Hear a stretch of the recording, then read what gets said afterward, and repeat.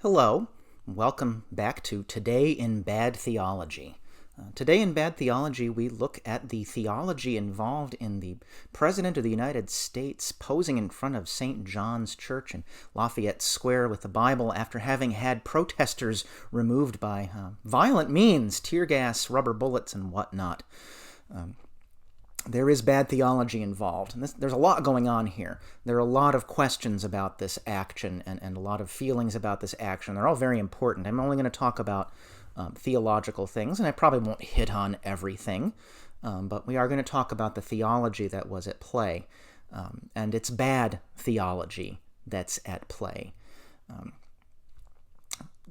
One of the initial responses that I've seen as church leaders have in large part spoken against this. Bishops of different denominations, the Episcopal Bishop of the Diocese of Washington, D.C., and other church leaders have now spoken out against this action and the use of church property. The response has been something along the lines of, oh, you have a problem with him holding a Bible, huh? Like this is like some sort of gotcha moment. We always knew you didn't really read the Bible, and now we can prove it. And our problem is that he is holding this Bible because we've read it, and there's some problems, theological problems with what's going on here. And so we'll look at sort of some of the ways the Bible has been misused. The first thing I want to get at here is what happened here. What happened here was an act of the governing authorities. And early in this administration, then Attorney General Jeff Sessions argued that we had to obey the government no matter what it said because of Romans 13. Let every person be subject to the governing authorities. Now, that absolutely is something that is written in the book that Donald Trump is holding in that photo. Paul writes those words, yes, in Romans 13, let every person be subject to the governing authorities. He writes them between two other sections. There's a section that includes the theme of bless those who persecute you. There's an assumption that the government will be out to get you, and that you cannot simply return hate for hate. And the following section concludes with the real law of God is, love the Lord your God and love your neighbor. You are to love your neighbor. And so obeying the government authorities has to be understood within this context. Paul means this in the same context as understand that the government may come out against you, and that we as Christians are called to a more excellent way than responding with hate for hate that is unleashed on us. That's not quite how the Trump administration has interpreted this verse. We also have to bear in mind that when Paul writes, let every person be subject to the governing authorities, this is the same Paul who wrote 2 Corinthians 11. This one is not quoted as much.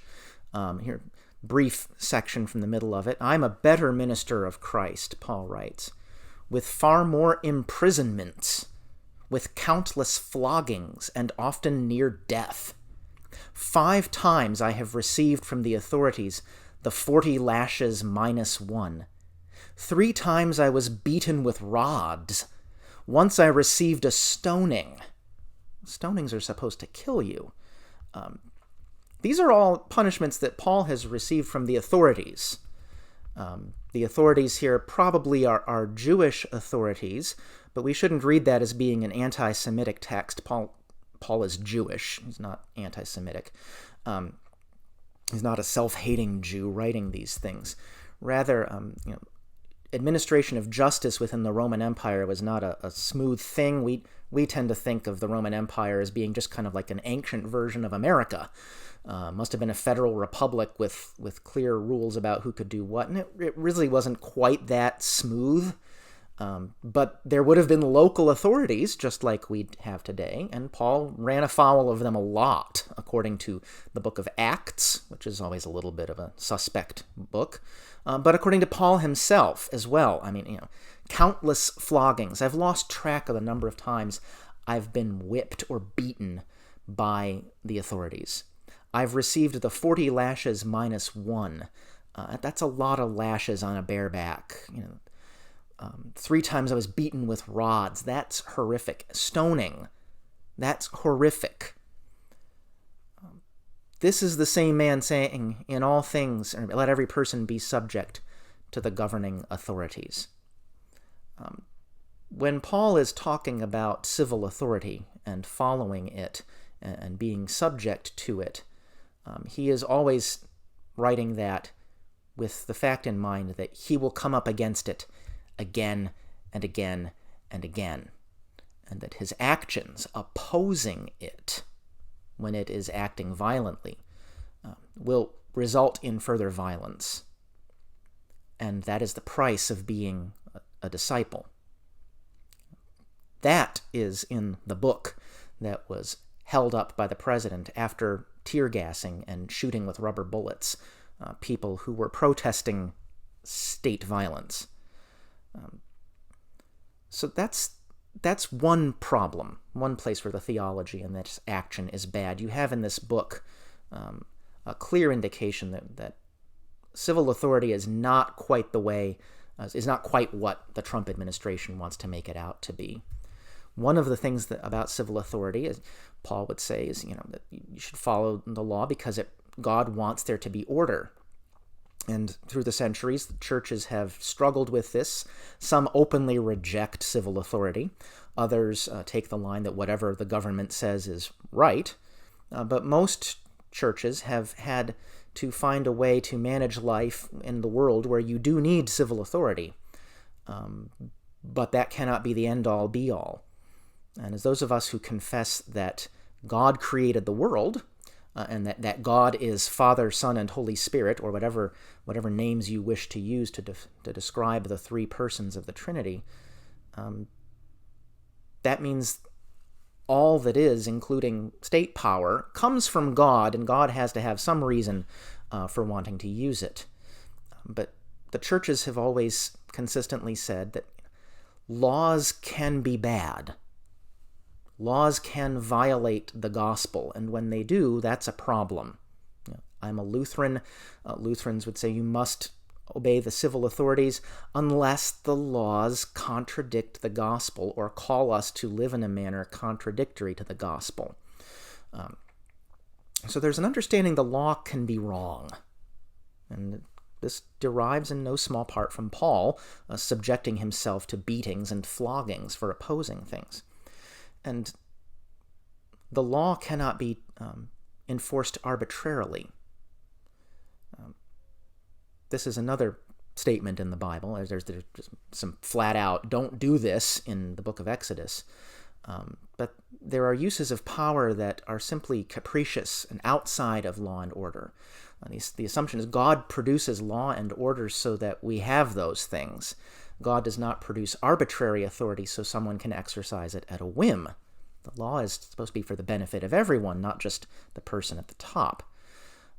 This is something that the president would know, had he familiarity with the Bible. There's a famous story in 2 Samuel of a ruler who abuses the authority that he has.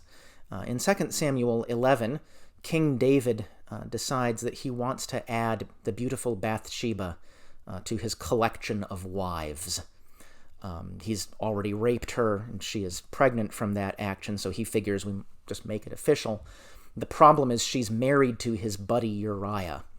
And so David concocts a kind of James Bond supervillain style scheme, and way too many moving parts in this, to make sure Uriah dies.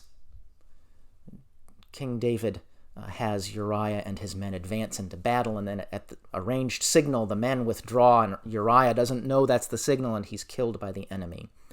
And now Bathsheba is available, and David can marry her. Bathsheba, we're not told what she felt. We can imagine she was not pleased about this at all. This, we are told immediately upon the ending of the story, was evil in the sight of the Lord, who promptly sends the prophet Nathan. A famous confrontation. He's saying, King David, I want to tell you about this guy. He had a sheep, and this other guy had 100 sheep, or hundreds of sheep, and the one with the hundreds of sheep wanted to have lamb for dinner, and so just took the one from the poor guy. And David said, that's horrible. That person should be cursed 7 times over. And Nathan says, well, it's funny you should mention that. You're the man I'm talking about. And David says, well, what can I do when these punishments that are coming? And Nathan says, well, just know what they're about when they happen. God is not pleased with this arbitrary use of power. Kings who exercise power arbitrarily get in trouble. And the exercise of authority at Lafayette Square was arbitrary. Right? The protesters were there legally. Washington, D.C. has a curfew right now. It was going into effect at 7 p.m. Tear gas and rubber bullets were fired into the crowd at 6:36 p.m. Now you could argue, while those protesters would not have moved at 7 when the curfew went into effect, but we don't know that because we gassed them and shot them before that. So the power here was being used arbitrarily. The law was being disregarded by the chief executive. This confrontation with the people was outside of the bounds of law and order. And that is bad theology. If civil authority derives from God, this is a misuse of it, and so that is a bad theology in action. But really, the theology that's involved here is awful because I don't think there was any attempt made to have good theology. Jesus is not really on the radar screen here. When Donald Trump stood in front of that church sign with a Bible, those were merely props in an act meant to exert domination over people. Remember, the priests who serve that parish were forcibly removed with tear gas and rubber bullets. They were not advised that the president wanted to come there. The church was not burned to the ground, as some media reports have shared. There was a small fire inside, started during the protests the night before. But the priests were not worried about that happening again so much as they were worried about the health and well-being of those who were demonstrating on Lafayette Square, and then became worried about their own health and well-being when they were fired upon by their own countrymen. This act was not meant to be good theology. This was meant to exert domination over that space. It's an Episcopal church and a book that I'm fairly certain the president is not familiar with. This was meant to say, I can be there and you can't stop me. This was meant to dominate people. As the president has explicitly stated, dominate the protesters. Dominate the people who are protesting state violence. Use more state violence against them. And then the president holds up this book as though it justifies the state violence he's bringing. It's not intended to be good theology. It is intended to send a message to those who want to see such domination, that he will do it. It is not meant to uphold any of the biblical commandments or anything about Jesus, right? Donald Trump says we must use force on the protesters. And many, many supporters say the protesters are wrong. They should not be there. We want to see this kind of domination. The book that Donald Trump held talks a great deal about Jesus. Jesus, during his lifetime, according to the stories, fed those who were hungry without charging them or without suggesting that his feeding them might turn them into leeches upon society. He slaked the thirst of those who were thirsty, again without suggesting that somehow this should be a commodity that we could charge. He freed people who were sick. He made sure that they were no longer bound by the society's rules about their illness. If you suffer from something that would keep you out of the synagogue or keep you from participating in life, Jesus would make that go away and restore you to community. Jesus was concerned for those who were the weakest. Jesus confronted money changers in the temple and expelled them in an action designed to open access to the holiest place for his people. And Jesus ultimately confronts Pilate. Pilate, who is the representative, the image of the emperor. An emperor who is worshipped as a god who considers himself to be in the image of God. Jesus is up against the most powerful authority in his world. That authority scoffs at him, famously in John 19. "So you are a king?" Pilate asks Jesus. And Jesus says, "Well, yeah, but not of this world. My kingdom is from God." And Pilate says, "Don't you know I have the power to crucify you?" He's got to resort to this threat of the most horrific punishment we can think of. And "I have the power to crucify you." And Jesus' response is, "You only have it because my dad gave it to you. You have civil authority because God creates civil authority. God could take it away from you." Like Paul, who suggests to his readers that they may have to come up against authority, be beaten, flogged, stoned, Jesus comes face to face with the authority. And he's willing to face the horrible violence of crucifixion, to expose the violence by which Rome operates. The cross of Christ means many things to us Christians. We must never lose sight of the fact that the cross of Christ is an instrument of state torture. It is the means by which the Romans murder slaves and rebels. It is overkill. Those who are condemned are beaten until their inner organs are bruised and unable to function properly. They probably would die from the injuries, but it's not enough. They are hung up and then kept alive so that they can suffer horribly. And their bodies often are left out as a sign to others. "Don't mess with us, we can do this to you." It's meant to communicate that we are so much more powerful than you are.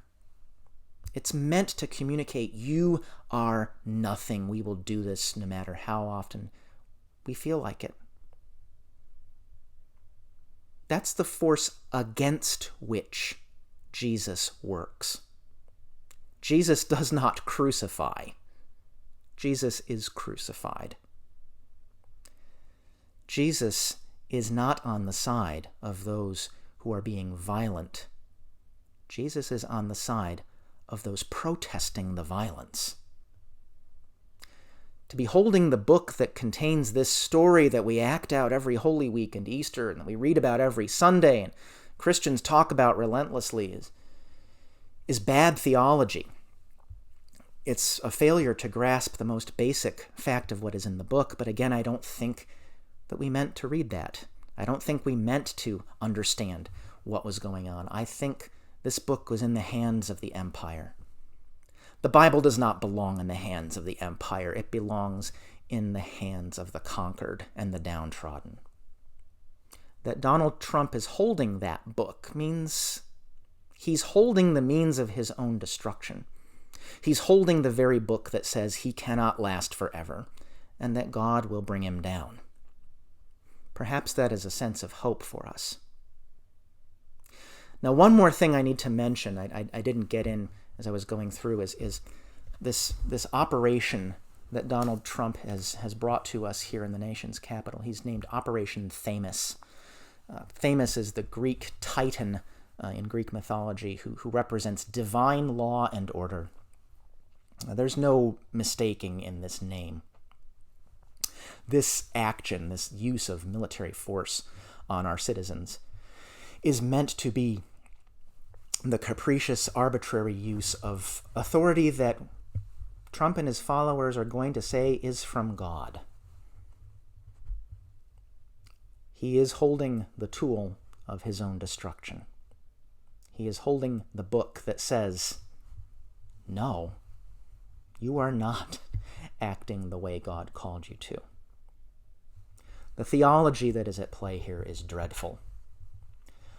Good theology calls for a civil authority that looks out for its own people, that abides by its own rules, and is not violent to its own people. We've flunked all three of those tests in the last few days. We've probably been flunking them for a long time. It's just right up front right now. It's bad theology. Well, that's what I know about bad theology today. Thank you for tuning in. I hope this was informative. Hope you learned something, felt something, thought something. Feel free to drop a comment below. You can accuse me of Trump bashing if you want. I can't help that his theology is this bad. I can just point it out. Don't forget, subscribe, like, share, whatever. Hope you have a good day. See you later.